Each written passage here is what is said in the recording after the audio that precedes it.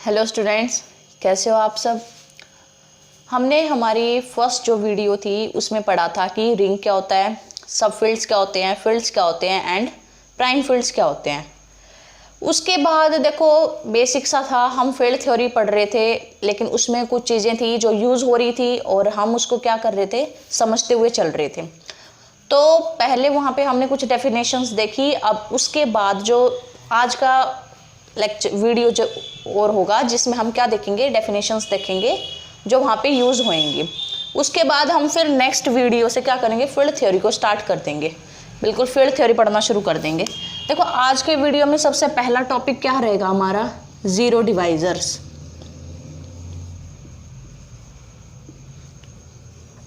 देखो field theory में बीच में बहुत जगह आप देखोगे कि ये दोनों टर्म्स यूज़ हो रही होंगी, जो हम आज टर्म्स पढ़ेंगे वो टर्म्स यूज़ हो रही होंगी। देखो सबसे पहले ज़ीरो डिवाइजर्स होता क्या है इसको समझते हैं। हम सबसे पहले क्या करेंगे, ज़ीरो डिवाइज़र देखने के लिए हम किसको देखेंगे कि ज़ीरो डिवाइज़र होगा या नहीं होगा, हम देखेंगे रिंग के एलिमेंट को। तो सबसे पहले इसके लिए फिर मुझे क्या लेनी पड़ेगी, एक रिंग ले ली मैंने, लेट आर वो क्या है, रिंग है। अब इसमें देखो एक चीज़ और है, जो हम ज़ीरो डिवाइजर्स देखेंगे ना, वो ज़ीरो डिवाइजर्स हम लोग देखेंगे इस बाइनरी मल्टीप्लिकेशन के रिस्पेक्ट में। ठीक है, पहली चीज़ तो ये हो गई कि बाइनरी हम लोग कौन सी यूज़ करेंगे, इस ज़ीरो डिवाइजर को देखते हुए ये वाली बाइनरी यूज़ करेंगे। अब दूसरी चीज़ देखो, आप जानते हो जो ज़ीरो डिवाइजर्स है उसके लिए हम ना नॉन ज़ीरो एलिमेंट्स लेंगे। ऐसा क्यों करेंगे, आपको पता है जीरो एलिमेंट से किसी को भी मल्टीप्लाई करो वो हमेशा ज़ीरो बन जाएगा। ठीक है, अब ज़ीरो बन जाएगा, उससे हम कुछ कंक्लूड कर ही नहीं पाएंगे। अभी डेफिनेशन लिखेंगे फिर एग्जैक्टली समझ आएगा कि ज़ीरो क्यों नहीं ले रहे, नॉन ज़ीरो क्यों ले रहे हैं। देखो सबसे पहले हमें ज़ीरो डिवाइज़र देखना है कि आर के पास कौन कौन से हैं। मैंने एक नॉन ज़ीरो एलिमेंट लिया आर का, ठीक है, then A is said to be zero divisor of R. कब कहा जाएगा इसको, ये इफ़, देखो इफ़ देयर एग्जिस्टेंस की बात हुई है, हो सकता है मिले, हो सकता है नहीं मिले। जब मिल जाएगा तो ज़ीरो डिवाइज़र बन जाएगा, जब नहीं मिलेगा तो नहीं बनेगा। अब देखो if there exist B not equal to zero belonging to R, ring का ही एलिमेंट होना चाहिए वो भी, सच दैट क्या प्रॉपर्टी हो कि ए डॉट बी ज़ीरो आए। देखो इसमें सबसे इंपॉर्टेंट नोट करने की क्या चीज़ है, देखो बाइनरी मैं ले रही हूँ मल्टीप्लिकेशन, इधर चाहिए मेरे को ज़ीरो, ठीक है। अब अगर मैं इन दोनों में से कोई एक भी एलिमेंट ज़ीरो ले लेती हूँ फिर तो ये हमेशा ट्रू होएगा। कोई भी एलिमेंट उठा लो रिंग, उसके लिए एक दूसरा ज़ीरो एलिमेंट उठा लो, हमेशा बन जाएगा वो ज़ीरो डिवाइज़र। तो नॉन ज़ीरो लेने का मकसद क्या है कि एक रिस्ट्रिक्शन लग जाए, अदरवाइज तो हर एक रिंग के सारे एलिमेंट ज़ीरो डिवाइज़र बन जाएंगे, उससे तो फिर कोई छुआ ही नहीं। तो इसलिए हम क्या करेंगे, एक नॉन ज़ीरो एलिमेंट लेंगे। ये भी नॉन ज़ीरो, जिसको चेक करेंगे वो भी नॉन ज़ीरो होना चाहिए, और जो एग्जिस्ट करेगा इसके लिए वो भी नॉन ज़ीरो होना चाहिए। बहुत इंपॉर्टेंट है ये चीज़। अब देखो इसी को एग्जाम्पल से समझते हैं। Z4 को आप जानते हो, अब इसमें मैंने आपको बताया था बाइनरी मल्टीप्लिकेशन यूज़ होगी। तो Z4 देखो रिंग होती है ये, आप चेक कर सकते हो, रिंग के सारी प्रॉपर्टीज सेटिस्फाई करती है। अब जनरली Zn को चेक कर लो, ये रिंग बनाता है, ठीक, हर एक n के लिए ये क्या बनाता है, रिंग बनाता है हर एक n के लिए। तो Z4 के लिए भी होगा, ठीक है, रिंग बनाता है ये। अब देखो Z4 में कौन से एलिमेंट जाएंगे, 0 1 2 एंड 3, ये एलिमेंट्स जाएंगे Z4 में। अब देखो हमें ये देखना है कि इस Z4 में कौन कौन से एलिमेंट्स हैं जो ज़ीरो डिवाइज़र्स हैं। तो देखो इसकी कैलियस टेबल बनाते हैं, 0 1 2 3, मल्टीप्लिकेशन के रिस्पेक्ट में बनाएंगे 0 1 2 3। देखो 0 0 0 0, ये भी 0, ये भी 0, ये भी 0। अब देखो 1 इंटू 1 डिवाइड बाय 4, जो रिमाइंडर आएगा वो लिखते हैं हम। 1 को 4 से डिवाइड करोगे 1 आएगा, 1 2 2 को 4 से डिवाइड करोगे 2 आएगा, 1 3 3 को 4 से डिवाइड करोगे 3 आएगा। अब देखो 2 1 2 को 4 से डिवाइड करोगे 2। अब यहाँ देखो 2 इंटू 2 4, 4 को 4 से डिवाइड करोगे रिमाइंडर कितना आएगा 0 आएगा। 2 3 जा 6, 6 को 4 से डिवाइड करोगे रिमाइंडर 2 आएगा। 3 ये यहाँ पे 2 आ जाएगा और ये 9 और यहाँ 1 आ जाएगा। आपने देख लिया यहाँ ये चीज़ देखो। अब हम क्या करते हैं, हमें देखना है कि नॉन ज़ीरो एलिमेंट होना चाहिए आर का, जिसको हम ज़ीरो डिवाइज़र है या नहीं चेक करेंगे, उसके लिए एक नॉन ज़ीरो एलिमेंट एग्जिस्ट करना चाहिए। अब देखो इसको एनालाइज करते हैं, यहाँ पे क्या हो रहा है। देखो सबसे नॉन ज़ीरो उठाना है तो इसकी तो बात ही छोड़ दो, इन तीनों को चेक करते हैं कौन ज़ीरो डिवाइज़र है। सबसे पहले देखो ए को मैं ले रही हूँ 1, क्या ऐसा कोई बी एग्जिस्ट कर रहा है, B belongs to Z4 such that A dot B 0 आ रहा हो, नहीं, देखो नहीं कर रहा ना ऐसा एग्जिस्ट, दैट मीन्स ये ज़ीरो डिवाइज़र नहीं है। अब देखो सिमिलरली 2 के लिए चेक करो, ए इज इक्वल टू 2, क्या ऐसा बी एग्जिस्ट कर रहा है, ये क्वेश्चन मार्क है। ये भी देखो क्या ऐसा भी एग्जिस्ट कर रहा है such that A dot B 2 dot B is equal to 0 हो, जी हाँ कर रहा है ऐसा। ए को भी 2 ले लो, बी को 2 ले लो आप लोग। देखो बी को 2 लोगे तो 2 डॉट 2 इज इक्वल्स टू 0 आ रहा है, दैट मीन्स इसका मतलब क्या है कि जो 2 है वो ज़ीरो डिवाइज़र है।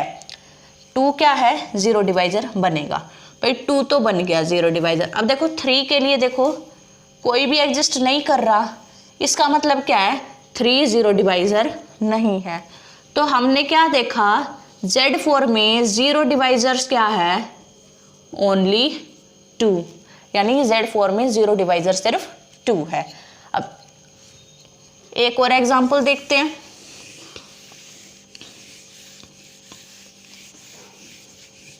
ऐसे ही देखो Z6 में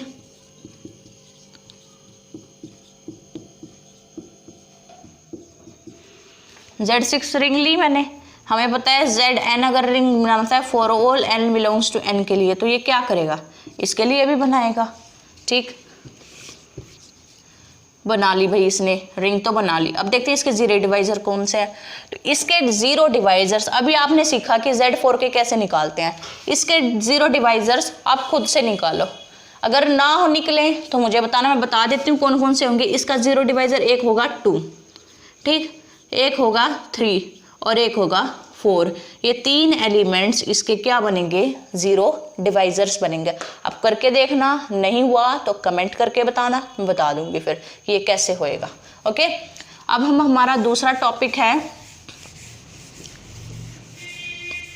जो ज़ीरो डिवाइज़र से ही रिलेटेड है। उस टॉपिक को समझने के लिए ज़ीरो डिवाइज़र समझना जरूरी था, एंड फील्ड थ्योरी में वो टॉपिक कई बार यूज होगा बीच में। दूसरा टॉपिक क्या है हमारा, इंटीग्रल डोमेन। अच्छा, मैं उसमें एक चीज़ बतानी भूल गई कि जो आप रिंग लोगे ना Z4 के लिए, वो कैसे रिंग लोगे, कम्यूटेटिव रिंग होनी चाहिए। कम्यूटेटिव रिंग किसके रिस्पेक्ट में, यानी मल्टीप्लिकेशन के रिस्पेक्ट में कम्यूटेटिविटी होल्ड करनी चाहिए। ठीक है, अब देखो इंटीग्रल डोमेन क्या होता है, इसमें उसमें तो सिर्फ कम्यूटेटिव लेने से हमारा काम बन रहा था, लेकिन इसमें सिर्फ कम्यूटेटिव रिंग लेने से काम नहीं बनेगा। हमने एक R रिंग ली, ये रिंग क्या होनी चाहिए, कम्यूटेटिव रिंग होनी चाहिए, प्लस इसके पास यूनिटी होना चाहिए। ये मस्ट कंडीशन है। अगर किसी भी रिंग को चेक करना हो कि वो इंटीग्रल डोमेन है या नहीं है, तो सबसे पहला स्टेप आपका ये होना चाहिए कि उस रिंग में ये देखो कि क्या 1 बिलोंग कर रहा है। अगर 1 बिलोंग नहीं कर रहा होगा ना, तो आगे कुछ देखने की ज़रूरत नहीं है, सीधा क्या कर दो, ये कभी वो बन ही नहीं सकता, इंटीग्रल डोमेन ये कभी बन ही नहीं सकता। ठीक है, अब देखो इसमें देखो R एक रिंग ले ली मैंने, वो रिंग कैसी है, कम्यूटेटिव रिंग है और उसके पास क्या है, यूनिटी है। अब मेरे को देखना है कि वो इंटीग्रल डोमेन कब बनेगी। If R has no zero divisors, then R is said to be integral domain. अगर इसके पास कोई ज़ीरो डिवाइज़र ना हो तब मैं आर को क्या बोलूँगी, आर को मैं तब कहूँगी इंटीग्रल डोमेन। ठीक है, आर को तब कहा जाएगा इंटीग्रल डोमेन। देखो इसका सबसे ईजीएस्ट और सबसे अच्छा एग्जांपल है सेट ऑफ इंटीजर्स।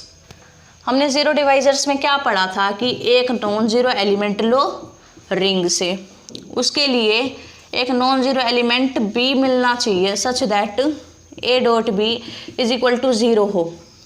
ये डेफिनेशन थी ज़ीरो डिवाइजर्स के लिए। बट एक बार सोचो, रिंग में जो एलिमेंट्स होते हैं, जो रिंग जेड में जो एलिमेंट्स होते हैं वो क्या होते हैं?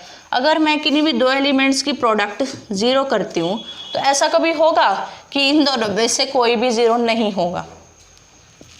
ये प्रोडक्ट सेट ऑफ इंटीजर्स में तभी ज़ीरो आता है जब इनमें से दोनों में से कोई एक ज़ीरो हो। तो इसकी डेफिनेशन में एक चीज़ और ऐड होती है कि that is if a dot b zero होना, this implies either a is equals to zero और b is equals to zero. ये दोनों क्या होंगे? इन दोनों में से किसी ना किसी एटलीस्ट वन को क्या होना पड़ेगा? इन दोनों में से किसी एक को क्या होना पड़ेगा? ज़ीरो होना पड़ेगा, तभी ये ज़ीरो होगा। ये कंडीशन होती है। ठीक, ज़ीरो डिवाइजर्स में क्या था? इसका उल्टा था, ए डॉट बी ज़ीरो हो बट ना तो ए ज़ीरो हो ना ही बी ज़ीरो हो। अब हमने क्या देखा? सेट ऑफ इंटीजर्स जो जेड होता है वो ज़ीरो डिवाइज़र नहीं रखता, कोई भी ज़ीरो डिवाइज़र नहीं होता उसके पास। दैट मीन्स ये क्या है? इंटीग्रल डोमेन है। देखो कम्यूटेटिव भी है, यूनिटी भी है इसके पास, और इसके पास कोई ज़ीरो डिवाइज़र भी नहीं है। दैट मीन्स ये क्या होगा? इंटीग्रल डोमेन होगा। सिमिलरली देख सकते हो set of reals, set of rationals and set of complex numbers, ये सारे क्या बनाते हैं? इंटीग्रल डोमेन बनाते हैं। लेकिन अभी हमने देखा Z4 इंटीग्रल डोमेन नहीं हो सकता, Z6 इंटीग्रल डोमेन नहीं हो सकता। क्यों नहीं हो सकते? हमने देखा था इसके पास 2 एक ज़ीरो डिवाइज़र है, बट डेफिनेशन क्या कहती है? इसके पास कोई भी ज़ीरो डिवाइज़र नहीं होना चाहिए। Z6 के पास ज़ीरो डिवाइज़र थे, मैंने आपको बताया था 2, 3, 4, बट इसके पास डेफिनेशन क्या कहती है कि इंटीग्रल डोमेन के पास कोई भी ज़ीरो डिवाइज़र नहीं होना चाहिए। ठीक है,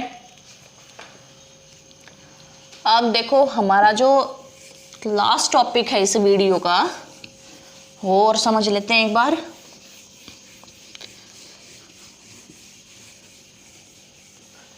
देखो लास्ट टॉपिक क्या है हमारा? कैरेक्टरिस्टिक।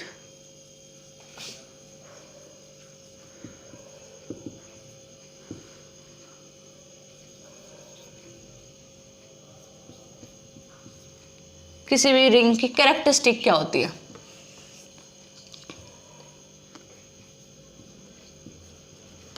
ठीक है, किसी भी रिंग की कैरेक्टरिस्टिक क्या होती है? देखो अभी हमने ज़ीरो डिवाइजर्स देख लिए, ठीक है, उसके बाद हमने देखा इंटीग्रल डोमेन क्या होता है, उसके बाद देखो कैरेक्टरिस्टिक रिंग की क्या होती है। पहले केस में क्या था? ज़ीरो डिवाइजर्स के केस में कि आपको रिंग कम्यूटेटिव चाहिए, कोई फ़र्क नहीं पड़ता उस रिंग के पास यूनिटी है नहीं है, बस कम्यूटेटिव होना चाहिए वो उस रिंग को। ठीक, अब दूसरी कंडीशन हमने जो दूसरी डेफिनेशन पढ़ी थी उसमें पढ़ा था कि जो रिंग है उसको कम्यूटेटिव रिंग विद यूनिटी होना होगा, और कोई कंडीशन नहीं चाहिए थी उसमें। अब इसमें क्या कह रहा है? आप कोई भी रिंग उठा लो, कम्यूटेटिव हो नहीं हो, यूनिटी हो उसके पास नहीं हो, कोई फ़र्क नहीं पड़ता, कोई भी रिंग उठा लो लेकिन वो रिंग होनी चाहिए। ठीक, रिंग होना ज़रूरी है, कोई रिंग होगी तभी उसको चेक करोगे, अदरवाइज चेक नहीं करोगे। तो अब देखो कैरेक्टरिस्टिक को समझते हैं एक बार। कैरेक्टरिस्टिक क्या होता है? देखो आर एक रिंग ली, अब देखो एक लीस्ट पॉजिटिव इंटीजर,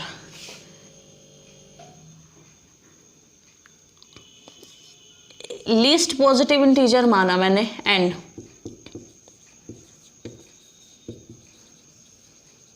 और कह सकते हो कि n बिलोंग कर रहे हैं नेचुरल नंबर से।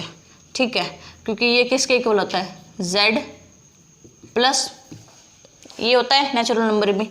अब देखो एक लीस्ट पॉजिटिव इंटीजर मिलना चाहिए सच दैट n.a 0 हो for all a belongs to R।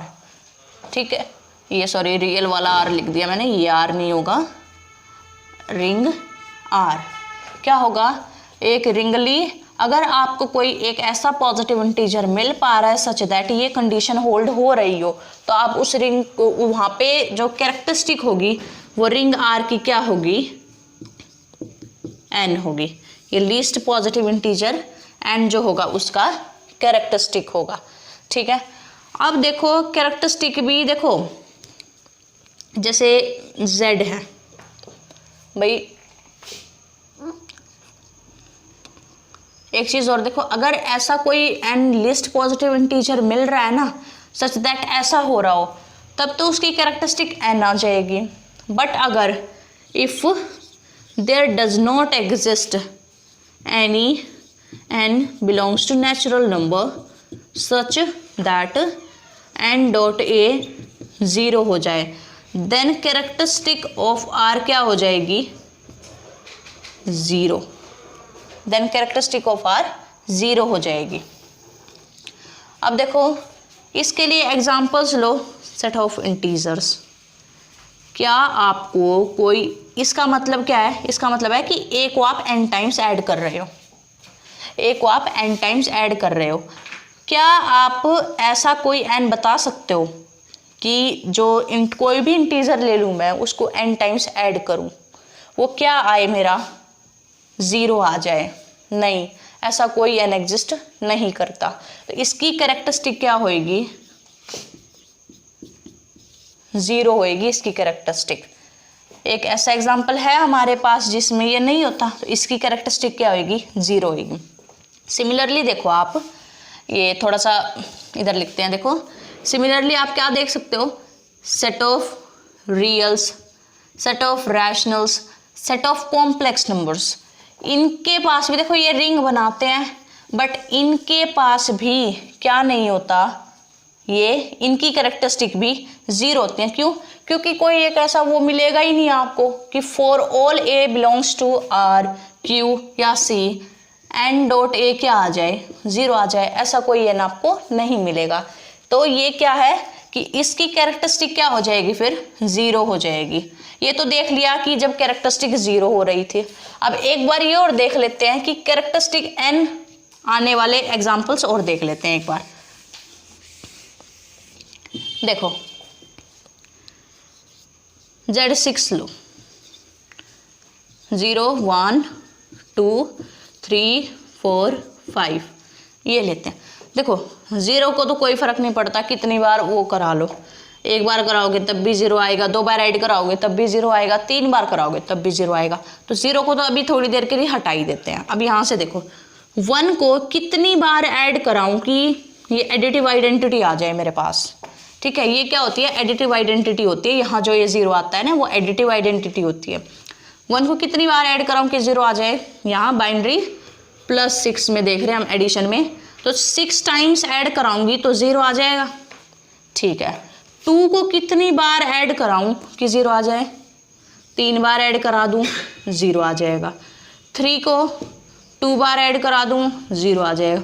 4 को 3 बार ऐड करा दूं 0 आ जाएगा। 5 को कितनी बार ऐड कराऊं, 0 आ जाए। 6 बार ऐड कराऊंगी। अब यहाँ पे एक चीज़ देखो, 1 के लिए 6 आ रहा है, 5 के लिए 6 आ रहा है, ठीक है, लेकिन इनके लिए 6 नहीं आया। मतलब हमें एक ऐसा n अभी तक नहीं मिला है, हम लेकर आएंगे ऐसा n, हमें अभी तक ऐसा n नहीं मिला है कि सभी के लिए सेम आए। अब देखो जो लीस्ट होंगे वो तो हो ही नहीं सकते। क्यों? क्योंकि इसको 3 बार, मान लो इन्हीं में से, इन बीच वाले तीनों में से मैं कोई नंबर उठाती हूँ कि भाई इसको 3 बार कर लिया, एक बार इसको 3 बार ऐड करोगे क्या 0 आएगा, नहीं आएगा। इसको 3 बार ऐड करोगे क्या 0 आएगा, नहीं आएगा। तो वो ये बीच वाले तो हटा ही दो, ये बन सकते हैं n की वैल्यू, ठीक है। लेकिन देखो ये और ये, इस पे चेक करो, देखो 1 भी 6 टाइम ऐड करने पे 0 हो रहा है, 5 भी 6 टाइम ऐड करने पे 0 है। 4 को 6 टाइम ऐड करोगे क्या आएगा, 24, रिमाइंडर 0 आएगा। 3 को 6 टाइम ऐड करोगे क्या आएगा, 18 आएगा, रिमाइंडर 0। 2 को 6 टाइम ऐड करोगे क्या आएगा, 12 आएगा, रिमाइंडर 0 आ जाएगा। दैट मीन्स एक ऐसा और लेकिन 6 से छोटा कोई भी पॉजिटिव इंटीजर ले लो, ऐसा होगा ही नहीं कि for all a belongs to r ऐसा हो जाए। दैट मीन्स हमारी यहाँ n की वैल्यू क्या है, 6 है। ठीक है, तो आज हमने जीरो डिवाइजर सीखा, इंटीग्रल डोमेन सीखा एंड कैरेक्टरिस्टिक सीखा। आज की वीडियो को यहीं पे ख़त्म करते हैं। नेक्स्ट वीडियो में हम फील्ड थ्योरी को स्टार्ट करेंगे। अगर आपको कोई भी डाउट आता है आप कमेंट करके पूछ सकते हैं। अगर आपको पसंद आता है वीडियो तो आप लाइक कीजिए, शेयर कीजिए और सब्सक्राइब कीजिए।